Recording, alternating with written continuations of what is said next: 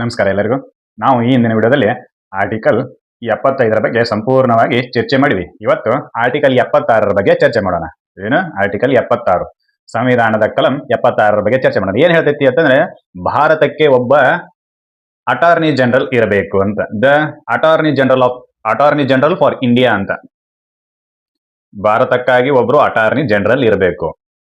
First of all attorney general ಅಂದ್ರೆ ಏನು, ಅವರನ್ನ ಯಾಕೆ ನೇಮಕ ಮಾಡ್ಕೋಬೇಕು, ಯಾರು ನೇಮಕ ಮಾಡ್ಕೊಂತಾರೆ, ಅವ್ರ ಕ್ವಾಲಿಫಿಕೇಶನ್ ಏನು, ಇದನ್ನೆಲ್ಲಾನು ನೀವು ತಿಳ್ಕೊಬೇಕಾಗಿತ್ತು ಅಂತಂದ್ರೆ ಈ ವಿಡಿಯೋನ ಪೂರ್ತಿ ನೋಡ್ಬೇಕು.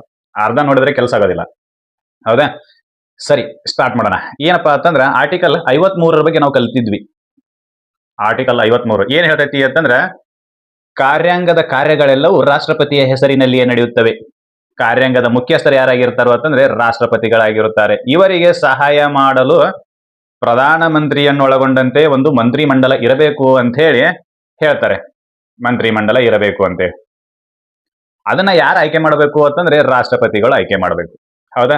ಇನ್ನ ರಾಷ್ಟ್ರಪತಿಗಳು ಹೆಂಗೆ ಕೆಲಸ ಮಾಡಬೇಕು ಅಂತಂದ್ರೆ ಪ್ರಧಾನಮಂತ್ರಿ ಮತ್ತು ಮಂತ್ರಿಮಂಡಲದವರು ನೀಡಿರ್ತಕ್ಕಂಥ ಸಲಹೆಯ ಮೇರೆಗೆ ಕೆಲಸ ಮಾಡಬೇಕು. President shall work on the advice given by the prime minister and his council of ministries. ಹೌದಾ? ಇಲ್ಲಿ ತನಕ ನಮಗೆ ಸ್ಪಷ್ಟವಾಗಿ ಗೊತ್ತಾಗ್ತಿದೆ. ಇವರ ಅಡ್ವೈಸ್ಗಳು ರಾಷ್ಟ್ರಪತಿಯ ಸಹಿ ಆಯ್ತು ಅಂತಂದ್ರೆ ಆದೇಶಗಳಾಗಿ ಬದಲಾಗ್ತವೆ. There is an order. ಆದೇಶಗಳಾಗಿ ಬದಲಾದ ನಂತರ ಕೆಲವೊಂದಿಷ್ಟು ಆದೇಶಗಳು ನಾವು ಕಲಿತಿರ್ತಕ್ಕಂಥ ಹಕ್ಕುಗಳು ಅಂತಕ್ಕಂಥ ವಿಷಯಕ್ಕೆ ಬಾಧೆಯನ್ನು ತಗೊಂಡ್ಬರ್ತಿದ್ವು ಅಂತಂದ್ರೆ ನಾವೇನ್ ಮಾಡಿವಿ ಅಂತಂದ್ರೆ ಮೂಲಭೂತ ಹಕ್ಕುಗಳ ಬಗ್ಗೆ ಕಲಿತೀವಿ. ಆರ್ಟಿಕಲ್ 12ರಿಂದ 35ರವರೆಗೂ. ಅಲ್ಲಿ ಏನ್ ಹೇಳಿವಿ ಅಂತಂದ್ರೆ ಆರ್ಟಿಕಲ್ 13 ಏನ್ ಹೇಳ್ತೈತಿ ಅಂತಂದ್ರೆ ಯಾವುದೇ ಆದೇಶ ಕಾಯ್ದೆ ಮೂಲಭೂತ ಹಕ್ಕುಗಳನ್ನ ಉಲ್ಲಂಘನೆ ಮಾಡ್ತಿತ್ತು ಅಂತಂದ್ರೆ violation of the fundamental rights ಅಕ್ಕಿತ್ತು ಅಂತಂದ್ರೆ ಏನ್ ಮಾಡ್ರಿ, ಸ್ಟೇಟ್ ಅವೇ ಅದನ್ನ ಸೆಟ್ ಅಸೈಡ್ ಮಾಡ್ರಿ ಅಂತ ಹೇಳ್ತಾರೆ. ಅದನ್ನ ರದ್ದುಗೊಳಿಸ್ರಿ ಅಂತೇಳಿ ಆ ಅಧಿಕಾರವನ್ನು ಯಾರಿಗೆ ಕೊಡ್ತಾರೆ? ಸುಪ್ರೀಂ ಕೋರ್ಟಿಗೆ ಕೊಡ್ತಾರೆ.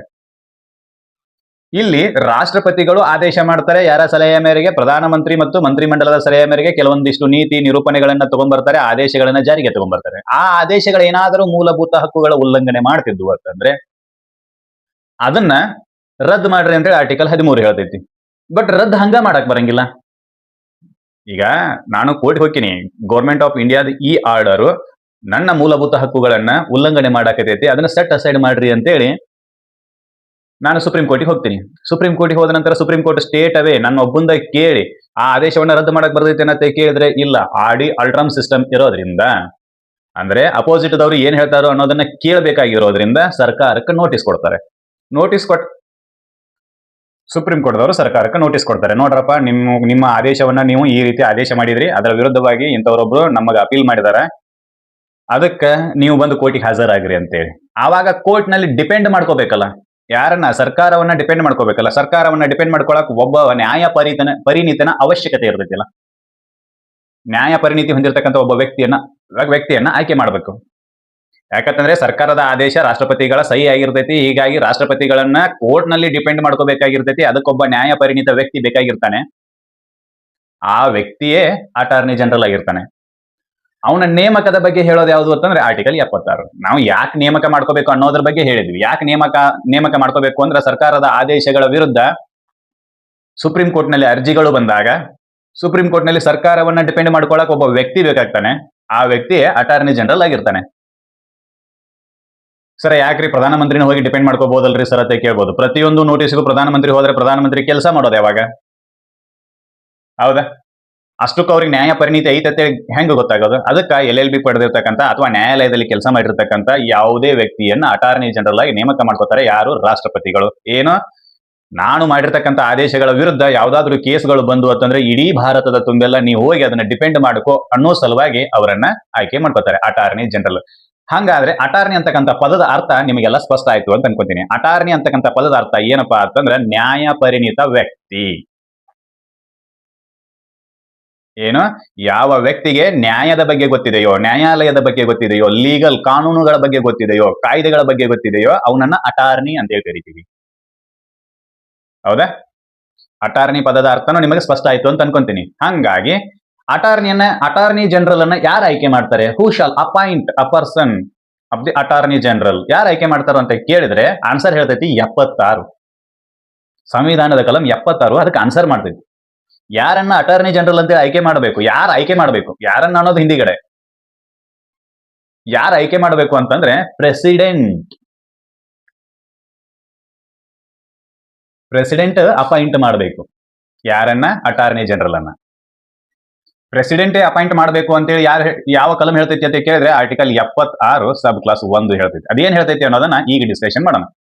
The President shall appoint a person who is qualified to be appointed a judge of the Supreme Court to be Attorney General for India. ಫಸ್ಟ್ನೇದೊಂದು ಸ್ಪಷ್ಟ, ಯಾರು ಅಟಾರ್ನಿ ಜನರಲ್ ಅನ್ನ ಆಯ್ಕೆ ಮಾಡಬೇಕು ಅಂತಂದ್ರೆ ಪ್ರೆಸಿಡೆಂಟ್ ಆಯ್ಕೆ ಮಾಡಬೇಕು. ಪ್ರೆಸಿಡೆಂಟ್ ಸ್ವಂತ ನಿರ್ಧಾರ ತಗೊಂಡು ಆಯ್ಕೆ ಮಾಡ್ತಾರನ್ನಂತ ಕೇಳಿದ್ರೆ ಪ್ರೆಸಿಡೆಂಟ್ ಸ್ವಂತ ನಿರ್ಧಾರವನ್ನ ಯಾವತ್ತೂ ತೆಗೆದುಕೊಳ್ಳುವುದಿಲ್ಲ. ಯಾಕಂತಂದ್ರೆ ಅಲ್ಲಿ ಬರದೇ ಬಿಡ್ತಾರೆ, president shall work on the basis of the advice given by the council of ministers. ಸಚಿವ ಸಂಪುಟದ ಸಲಹೆಯ ಮೇರೆಗೆ ಏನ್ ಮಾಡಬೇಕು? ಭಾರತದ ರಾಷ್ಟ್ರಪತಿಗಳು ಕೆಲಸ ಮಾಡಬೇಕು. ಆದ್ರೆ ಇಲ್ಲಿ ಅಪಾಯಿಂಟ್ಮೆಂಟ್ ಅನ್ನ ಯಾರು ಮಾಡಬೇಕು ಅಂತ ಹೇಳ್ತಾರೆ? ಅಟಾರ್ನಿ ಜನರಲ್ ಅವರ ಅಪಾಯಿಂಟ್ಮೆಂಟ್ ಅನ್ನ ಯಾರು ಮಾಡಬೇಕು ಅಂತ ಹೇಳ್ತಾರೆ? ಪ್ರೆಸಿಡೆಂಟ್ ಅವ್ರು ಮಾಡಬೇಕು ಅಂತ ಹೇಳ್ತಾರೆ. ಯಾರ ಸಲಹೆ ಮೇಲೆ ಮಾಡಬೇಕು ಅಂತ ಕೇಳಿದ್ರೆ ಕೌನ್ಸಿಲ್ ಆಫ್ ಮಿನಿಸ್ಟ್ರೀಸ್. ಇದನ್ನ ಎಲ್ಲರ ಸಂವಿಧಾನದೊಳಗೆ ಬರ್ದಾರನ್ರಿ ಅಂತ ಕೇಳಿದ್ರೆ ಇಲ್ಲ, ಸಂವಿಧಾನದೊಳಗ ಇದರ ಕಲಂನೊಳಗೆ ಬರದೇ ಇಲ್ಲ. ಪ್ರಧಾನಮಂತ್ರಿ ಮತ್ತು ಮಂತ್ರಿಮಂಡಲದ ಸಲಹೆ ಮೇರೆಗೆ ರಾಷ್ಟ್ರಪತಿಗಳು ಅಟಾರ್ನಿ ಜನರಲ್ ಅನ್ನ ನೇಮಕ ಮಾಡಬೇಕು ಅಂತ ಹೇಳಿ ಬರ್ದಾರನ್ನತೆ ಕೇಳಿದ್ರೆ ಬರದಿಲ್ಲ. ಆದ್ರೆ ಕಸ್ಟಮ್ಸ್ ಇರೋದು ಹಂಗೆ, ಕನ್ವೆನ್ಷನ್ ಇರೋದು ಹಂಗೆ. ಏನು? ಅಟಾರ್ನಿ ಜನರಲ್ ಅವರನ್ನ ರಾಷ್ಟ್ರಪತಿಗಳು ನೇಮಕ ಮಾಡಬೇಕು, ಇದು ಬರ್ದಿರೋದು. ಇನ್ನು ಒಳಾರ್ಥ ಏನಪ್ಪಾ ಅಂತಂದ್ರೆ ಪ್ರೆಸಿಡೆಂಟ್ ಅವರು ಸ್ವಂತ ನಿರ್ಧಾರವನ್ನ ತೆಗೆದುಕೊಳ್ಳಲು ಬರದೇ ಇರುವುದರಿಂದ ನೇಮಕಾತಿಯ ವಿಷಯಕ್ಕೆ ಸಂಬಂಧಿಸಿದಂತೆ ಸಲಹೆಯನ್ನ ಯಾರು ಮಾಡ್ತಾರೋ ಅಂತಂದ್ರೆ ಪ್ರಧಾನಮಂತ್ರಿ ಮತ್ತು ಆತನ ಮಂತ್ರಿಮಂಡಲವೇ ಮಾಡುತ್ತದೆ. ಆವಾಗ ಆ ವ್ಯಕ್ತಿಯನ್ನ ಅಟಾರ್ನಿ ಜನರಲ್ ಆಗಿ ರಾಷ್ಟ್ರಪತಿಗಳು ನೇಮಕ ಮಾಡ್ತಾರೆ. ರಾಷ್ಟ್ರಪತಿಗಳು ರ್ಯಾಂಡಮ್ ಆಗಿ ನನ್ನ ಕರ್ಕೊಂಡು ಬಂದು ನೀನ ಅಟಾರ್ನಿ ಜನರಲ್ ಆಗಪ್ಪ ಅಂತೇಳಿ ಹೇಳಕ್ ಬರಂಗಿಲ್ಲ. ರಾಷ್ಟ್ರಪತಿಗಳು ರ್ಯಾಂಡಮ್ ಆಗಿ ಚಾಯ್ಸ್ ಮಾಡಕ್ಕೆ ಬರೋದಿಲ್ಲ. ರಾಷ್ಟ್ರಪತಿಗಳಿಗೆ ಆ ಅಧಿಕಾರವೇ ಇಲ್ಲ. ರಾಷ್ಟ್ರಪತಿಗಳು ಯಾರ ಸಲಹೆಯ ಮೇರೆಗೆ ವ್ಯಕ್ತಿಯನ್ನ ಅಟಾರ್ನಿ ಜನರಲ್ ಆಗಿ ನೇಮಕ ಮಾಡಬೇಕು ಅಂತ ಹೇಳಿ ಕೇಳಿದ್ರೆ ರಾಷ್ಟ್ರಪತಿಗಳು ಪ್ರಧಾನಮಂತ್ರಿ ಮತ್ತು ಆತನ ಮಂತ್ರಿಮಂಡಲದ ಸಲಹೆಯ ಮೇರೆಗೆ ಯಾರನ್ನ? ಅಟಾರ್ನಿ ಜನರಲ್ ಅವರನ್ನ ನೇಮಕ ಮಾಡಬೇಕು ಅಂತ ಹೇಳಿ. ಹಂಗ ಎಂತ ವ್ಯಕ್ತಿಯನ್ನ ನೇಮಕ ಮಾಡಬೇಕು ಅಂತ ಕೇಳಿದ್ರೆ ಇಲ್ಲಿ ಬರೀತಾರೆ, who is qualified to be appointed a judge of the Supreme Court to be attorney general for India. ಯಾರಿಗೆ ಸುಪ್ರೀಂ ಕೋರ್ಟ್ ನ ನ್ಯಾಯಾಧೀಶರಾಗುವ ಅರ್ಹತೆ ಇದೆಯೋ, the qualification is that to be appointed as a justice of the Supreme Court. ಯಾರು Supreme court ನ ನ್ಯಾಯಮೂರ್ತಿಗಳಾಗುವ ಅರ್ಹತೆ ಇದೆಯೋ ಆ ವ್ಯಕ್ತಿಯನ್ನ ಅಟಾರ್ನಿ ಜನರಲ್ ಆಗಿ ಯಾರು? ರಾಷ್ಟ್ರಪತಿಗಳು ನೇಮಕ ಮಾಡಬೇಕು. ಯಾರಿಗೆ ಸುಪ್ರೀಂ ಕೋರ್ಟ್ ನ ನ್ಯಾಯಮೂರ್ತಿಗಳಾಗುವ ಅರ್ಹತೆ ಇದೆಯೋ ಆ ವ್ಯಕ್ತಿಯನ್ನ. ಇಲ್ಲಿ ಒಂದು ಕ್ವಶನ್ ಅರೈಸ್ ಆಗ್ತೈತಿ. ಅಟಾರ್ನಿ ಜನರಲ್ ಇರ್ತಕ್ಕಂಥ ಕ್ವಾಲಿಫಿಕೇಶನ್ ಯಾವ್ದತೆ ಕೇಳಿದ್ರೆ ಸುಪ್ರೀಂ ಕೋರ್ಟ್ ನ ನ್ಯಾಯಮೂರ್ತಿಗಳಿಗಿರುವ ಕ್ವಾಲಿಫಿಕೇಶನ್ ಅಟಾರ್ನಿ ಜನರಲ್ ಇರುವ ಕ್ವಾಲಿಫಿಕೇಶನ್. ಹಂಗಾದ್ರೆ ಸುಪ್ರೀಂ ಕೋರ್ಟ್ ನ ನ್ಯಾಯಮೂರ್ತಿಗಳಾಗಲು ಬೇಕಾಗಿರುವ ಕ್ವಾಲಿಫಿಕೇಶನ್ ಏನು? What is the qualification to become Supreme Court judge? ಯಾವ ಅಂತಂದ್ರೆ ಆತನು ಭಾರತದ ನಾಗರಿಕನಾಗಿರಬೇಕು. 1ನೇ qualification, he shall be a citizen of India. ಅದ ನಂತರ 5 ವರ್ಷ ಹೈಕೋರ್ಟ್ ನ ಜಡ್ಜ್ ಆಗಿ ಕೆಲಸ ಮಾಡಿರಬೇಕು. ಇಲ್ಲವೇ 10 ವರ್ಷ ಹೈಕೋರ್ಟ್ ನ ನ್ಯಾಯವಾದಿಯಾಗಿ ಕೆಲಸ ಮಾಡಿರಬೇಕು. ಇಲ್ಲವೇ ರಾಷ್ಟ್ರಪತಿಗಳ ದೃಷ್ಟಿಯಲ್ಲಿ ಆತ ನ್ಯಾಯದ ಪರಿಣಿತನಾಗ್ಯಾನು ಅಂತೇಳಿ ಗೊತ್ತಿರಬೇಕು, ಅನಿಸ್ತಿರಬೇಕು. ರಾಷ್ಟ್ರಪತಿಗಳ ದೃಷ್ಟಿಯಲ್ಲಿ ಆತ ನ್ಯಾಯದಲ್ಲಿ ಪರಿಣಿತವನ್ನು ಹೊಂದಿದಾನ, ಕಾನೂನಿನಲ್ಲಿ ಪರಿಣಿತಿಯನ್ನು ಹೊಂದಿದಾನ ಅಂತ ಹೇಳಿ ಅನಿಸ್ಬೇಕು. ಅಂತಹ ವ್ಯಕ್ತಿಯನ್ನ ಸುಪ್ರೀಂ ಕೋರ್ಟ್ ನ ಜಡ್ಜ್ ಆಗಿ ನೇಮಕ ಮಾಡ್ತಾರೆ. ಯಾರು? ರಾಷ್ಟ್ರಪತಿಗಳು. ಹಾಗೇನೆ ಅಟಾರ್ನಿ ಜನರಲ್ ಆಗ್ಬೇಕಾಗಿರ್ತಕ್ಕಂಥ ವ್ಯಕ್ತಿಗೆ ಇರಬೇಕಾಗಿರ್ತಕ್ಕಂಥ qualification same to same as a supreme court ನ ಜಡ್ಜ್ ಗಳಿಗಿರುವಂತ ಕ್ವಾಲಿಫಿಕೇಶನ್ ಏನು? ಆತನು ಕೂಡ ಭಾರತದ ನಾಗರಿಕನಾಗಿರಬೇಕು. ಆತನು ಕೂಡ ಹೈಕೋರ್ಟ್ ನ ಜಡ್ಜ್ ಆಗಿ ಕೆಲಸ ಮಾಡಿರಬೇಕು. ಇಲ್ಲಾಂದ್ರೆ ಹೈಕೋರ್ಟ್ ನಲ್ಲಿ ಅಡ್ವೊಕೇಟ್ ಆಗಿ 10 ವರ್ಷಗಳ ಕಾಲ ಕೆಲಸ ಮಾಡಿರಬೇಕು. ಇಲ್ಲವೇ ರಾಷ್ಟ್ರಪತಿಗಳ ದೃಷ್ಟಿಯಲ್ಲಿ ಆತ ನ್ಯಾಯ ಪರಿಣಿತನಾಗಿರಬೇಕು. ನನ್ನ ದೃಷ್ಟಿಯೊಳಗ ಸರ್ ಇವ ಬಹಳ ಕಾನೂನಿನೊಳಗೆ ಶಾನ್ಯಾದನ್ರಿ, ನೀವು ಇವನ ಆಯ್ಕೆ ಮಾಡ್ರಿ ಅಂತ ಹೇಳಿ ನಾ ಏನಿತ್ತು ರಾಷ್ಟ್ರಪತಿಗಳು ಆಯ್ಕೆ ಮಾಡಂಗಿಲ್ಲ. ರಾಷ್ಟ್ರಪತಿಗಳ ದೃಷ್ಟಿ ಇಟ್ ಮೀನ್ಸ್ ಪ್ರಧಾನಮಂತ್ರಿ ಮತ್ತು ಮಂತ್ರಿಮಂಡಲ ಅವರ ದೃಷ್ಟಿಯಲ್ಲಿ. ಅರ್ಥ ಆಯ್ತಾ ಸರ? ಇವ್ ಲಾಯರ್ ಕಿಂತ ಶಾನ್ಯಾದನ್ರಿ ಸರ್, ಇವನ್ ಅಪಾಯಿಂಟ್ಮೆಂಟ್ ಮಾಡ್ಕೋರಿ ಅಂತಂದ್ರೆ ಹಣ ನಟ್ರಿ ಮುಂದೆ ನಟ್ರಿ ಅಂತಾರ ಅವ್ರ. ಇಲ್ಲ, ಆ ರೀತಿ ಆಗೋದಿಲ್ಲ. There is an qualification for the attorney general that is equal on to the Supreme Court judges. Supreme court ನ ಜಡ್ಜ್ಗಳಿಗೆ ಯಾವ ಕ್ವಾಲಿಫಿಕೇಶನ್ಗಳು ಬೇಕಾಗ್ತಾವೋ ಜಡ್ಜ್ ಆಗಕ್ಕ, ಅದೇ ಕ್ವಾಲಿಫಿಕೇಶನ್ ಅಟಾರ್ನಿ ಜನರಲ್ ಅವರಿಗೂ ಬೇಕು. ಇವರು ಭಾರತ ಸರ್ಕಾರದ ನ್ಯಾಯವಾದಿಗಳು. ಹೀಗಾಗಿ ಭಾರತ ಸರ್ಕಾರವನ್ನ ಡಿಪೆಂಡ್ ಮಾಡ್ಕೊಳ್ಳಲು ಎಷ್ಟು ಜ್ಞಾನ ಇರಬೇಕು ಅಂತಂದ್ರೆ ಸುಪ್ರೀಂ ಕೋರ್ಟ್ ನ ಜಡ್ಜ್ ಆಗುವ ವ್ಯಕ್ತಿಗೆ ಇರ್ತೈತಲ್ಲ ಜ್ಞಾನ ಅಷ್ಟಿರಬೇಕು. ಹೌದಾ? Clear cut. ಏನ್ ಗೊತ್ತಾಕೈತಿ ಆರ್ಟಿಕಲ್ 76(1) ಅಂತ ಕೇಳಿದ್ರೆ ಭಾರತಕ್ಕೆ ಒಬ್ರು ಅಟಾರ್ನಿ ಜನರಲ್ ಬೇಕು ಅನ್ನೋದನ್ನ ಮೊದಲು ಗೊತ್ತಾಕೈತಿ. ಅದೇ ಅಟಾರ್ನಿ ಜನರಲ್ ಅನ್ನ ಯಾರು ನೇಮಕ ಮಾಡ್ತಾರಂತ ಕೇಳಿದ್ರೆ ಪ್ರೆಸಿಡೆಂಟ್ ನೇಮಕ ಮಾಡ್ತಾರೋ ಅಂತೇಳಿ ಗೊತ್ತಾಕೈತಿ.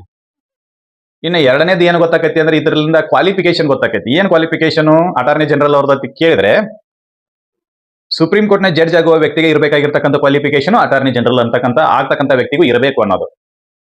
ಹಾಗಾದ್ರೆ ಸುಪ್ರೀಂ ಕೋರ್ಟ್ ನ ಜಡ್ಜ್ ಆಗಲು ಬೇಕಾಗಿರ್ತಕ್ಕಂಥ ಕ್ವಾಲಿಫಿಕೇಶನ್ ಯಾವ್ದಪ್ಪ ಅಂತ ಕೇಳಿದ್ರೆ ಆತನು ಭಾರತದ ನಾಗರಿಕನಾಗಿರಬೇಕು, ಆತನು 5 ವರ್ಷಗಳ ಕಾಲ ಹೈಕೋರ್ಟ್ ನಲ್ಲಿ ಜಡ್ಜ್ ಆಗಿರಬೇಕು, ಅಥವಾ 10 ವರ್ಷಗಳ ಕಾಲ ಅಡ್ವೊಕೇಟ್ ಆಗಿ ಕೆಲಸ ಮಾಡಿರಬೇಕು ಎಲ್ಲಿ ಹೈಕೋರ್ಟ್ ನಲ್ಲಿ, ಅಥವಾ ರಾಷ್ಟ್ರಪತಿಗಳ ದೃಷ್ಟಿಯಲ್ಲಿ ನ್ಯಾಯಪರಿಣಿತನಾಗಿರಬೇಕು. ರಾಷ್ಟ್ರಪತಿಯವರ ದೃಷ್ಟಿಯಲ್ಲಿ ನಾನು ನ್ಯಾಯಪರಿಣಿತ ಅಂತೇಳಿ ಅನ್ಸ್ಕೊಂಡೆ ಅಂತಂದ್ರೆ ನನ್ನೂ ಕೂಡ ಅಟಾರ್ನಿ ಜನರಲ್ ಆಗಿ ಆಯ್ಕೆ ಮಾಡಬಹುದು without a formal degree of LLB degree ಇಲ್ಲದೆ ಇದ್ರು ನಾನು ಜಡ್ಜ್ ಆಗಬಹುದು. ಹೈಕೋರ್ಟ್ ಮತ್ತು ಸುಪ್ರೀಂ ಕೋರ್ಟ್ ನ ಜಡ್ಜ್ ಆಗಬಹುದು. ರಾಜ್ಯ ಸರ್ಕಾರ ಅಥವಾ ಕೇಂದ್ರ ಸರ್ಕಾರಗಳಿಗೆ ನಾನು ಅಟಾರ್ನಿ ಜನರಲ್ ಆಗಿ ಕೆಲಸ ಮಾಡಬಹುದು. If I become a expertise in the eyes of president in the legal system. ನ್ಯಾಯದ ವ್ಯವಸ್ಥೆಯಲ್ಲಿ ಎಕ್ಸ್ಪರ್ಟ್ ಅನ್ಸ್ಕೊಂಡಿದ್ನಿ ಅಂತಂದ್ರೆ there is no need of the formal degrees, formal certificate to become a attorney general, to become a supreme court judge. ನೆನಪಲ್ಲಿ ಇರಬೇಕು. Sir formal degree ಇದ್ರೇನೆ ಮಾತ್ರ ಅಂತ ಕೇಳಿದ್ರೆ ಇಲ್ಲ, there is no question of the degrees at all. ಅರ್ಥ ಆಯ್ತು? ಏನು ಒಬ್ಬ ವ್ಯಕ್ತಿ ಭಾರತದ ಅಟಾರ್ನಿ ಜನರಲ್ ಆಗಿ ಇರಲೇಬೇಕು. ಆ ವ್ಯಕ್ತಿಯನ್ನ ರಾಷ್ಟ್ರಪತಿ ನೇಮಕ ಮಾಡ್ತಾರೆ. ಆ ವ್ಯಕ್ತಿಯ ಕ್ವಾಲಿಫಿಕೇಶನ್ ಏನಪ್ಪಾ ಅಂತಂದ್ರೆ ಸುಪ್ರೀಂ ಕೋರ್ಟ್ ನ ಜಡ್ಜ್ ಆಗುವ ಕ್ವಾಲಿಫಿಕೇಶನ್ ಆತ ಹೊಂದಿರಬೇಕು. ಇದಿಷ್ಟು ಮಾಹಿತಿ ಆರ್ಟಿಕಲ್ 76 ಸಬ್ ಕ್ಲಾಸ್ 1 ಬಗ್ಗೆ. ಇನ್ನು ಮುಂದಿನ ವಿಡಿಯೋದಲ್ಲಿ ಆರ್ಟಿಕಲ್ 76 ಸಬ್ ಕ್ಲಾಸ್ 2 ಬಗ್ಗೆ ಡಿಸ್ಕಷನ್ ಮಾಡೋಣ. ಬರೀ ಚಂದ ಐತಿ ಅಟಾರ್ನಿ ಜನರಲ್, ಇವನಿಗೆ ಇರ್ತಕ್ಕಂಥ ಪವರ್ಸ್ ಏನೇನೋ ಅಂತೇಳಿ ನೋಡ್ಬೇಕು, ಬರೀ ಇದೆ. ಅದ್ರ ಬಗ್ಗೆ ಮುಂದಿನ ವಿಡಿಯೋದಲ್ಲಿ ಡಿಸ್ಕಷನ್ ಮಾಡೋಣ. ಈ ವಿಡಿಯೋದಲ್ಲಿ ನೀಡತಕ್ಕಂಥ ಮಾಹಿತಿ ನಿಮಗೆಲ್ಲ ಇಷ್ಟ ಆಗೈತೆ ಅಂತ ನಾನು ಅನ್ಕೊಂತೀನಿ. ಇಷ್ಟ ಆಗಿತ್ತು ಅಂದ್ರೆ ಈ ವಿಡಿಯೋನ ಎಲ್ಲರಿಗೂ ಶೇರ್ ಮಾಡ್ರಿ, ನಮ್ಮ ಚಾನಲ್ ಅನ್ನ ಸಬ್ಸ್ಕ್ರೈಬ್ ಮಾಡ್ರಿ, ಲೈಕ್ ಕಮೆಂಟ್ ಮಾಡ್ರಿ. ಮುಂದಿನ ವಿಡಿಯೋದಲ್ಲಿ ಆರ್ಟಿಕಲ್ 76 ಸಬ್ ಕ್ಲಾಸ್ 2 ಬಗ್ಗೆ ಡಿಸ್ಕಷನ್ ಮಾಡೋಣ. ಅಲ್ಲಿವರೆಗೂ ಧನ್ಯವಾದಗಳು.